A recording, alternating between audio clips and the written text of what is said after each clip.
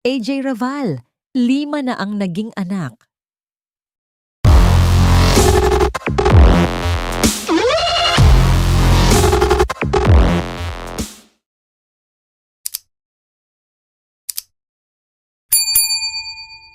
Sa bagong revelasyon ni AJ Raval, tuluyan na niyang kinumpirma na isa na siyang ina ng 5 anak at 3 sa mga ito ay kay Aljur Abrenica.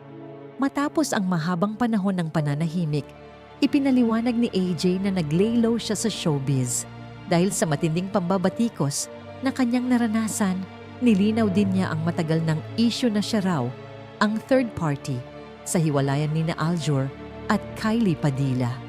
Ayon kay AJ, napagbintangan lang ako.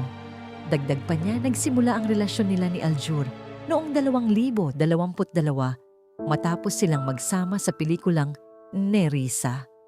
Sa huli, ibinahagi ni AJ na pinili niyang manahimik upang protektahan ang kanyang sarili at kapayapaan, lalo na ngayon na mas focus siya sa pagiging ina. Ano ang masasabi ninyo sa mga pahayag ni AJ Raval? I-comment nyo sa ibaba.